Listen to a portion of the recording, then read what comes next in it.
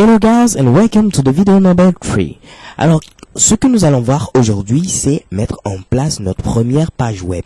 Ce sera assez excitant, assez amusant. Alors, sans plus tarder, commençons. Ce que vous voyez apparaître ici à vos yeux n'est pas du chinois, mais tout simplement du code HTML.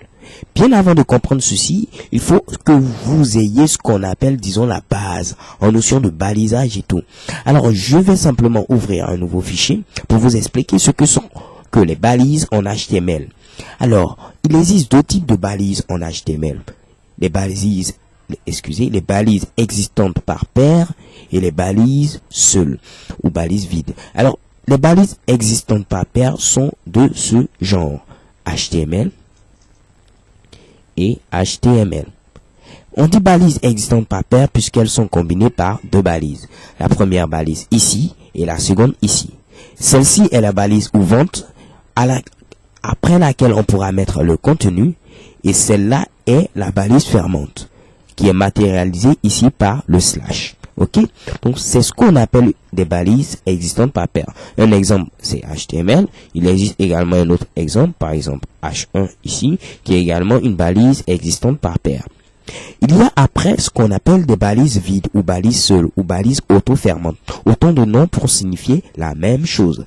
Alors, ici, un exemple, ce sera par exemple IMG qui nous permet d'insérer une image dans notre site web, sur notre site web, pour être plus précis.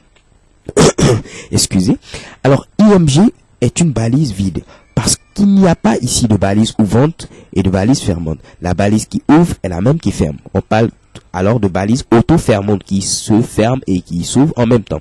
Ok. Donc voici les deux types de balises. Balises existantes par paire et balises auto-fermantes. Ok.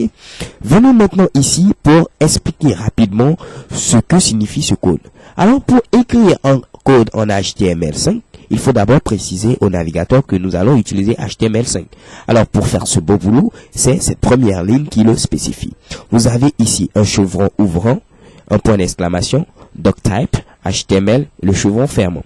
Doctype signifie simplement document type, qui est le type de document. Alors nous spécifions donc que le type de document ici est HTML.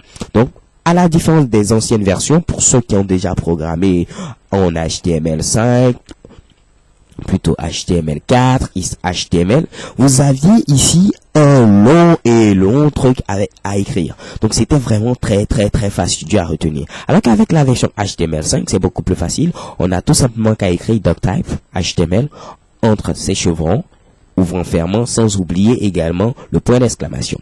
Ensuite vient ce que j'appelle la balise, à vous de me le dire, existante par paire HTML, qui s'ouvre et qui se ferme ici. C'est cette balise qui va contenir ici l'ensemble de notre document HTML. Puis vient la balise R, R qui signifie en tête. Dans cette balise, nous aurons à mettre notamment le titre de la page web, en termes de ce qui sera affiché dans l'onglet, j'y reviendrai, l'encodage et également des informations pour le référencement du site web. Ne vous inquiétez pas si vous ne comprenez pas grand chose, j'y reviendrai beaucoup plus en détail.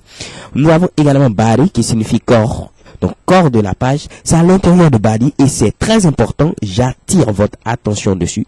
C'est à l'intérieur de body qui est également une balise existante par paire que nous allons mettre l'ensemble du contenu de notre site web. Et HTML qui ferme le HTML de départ.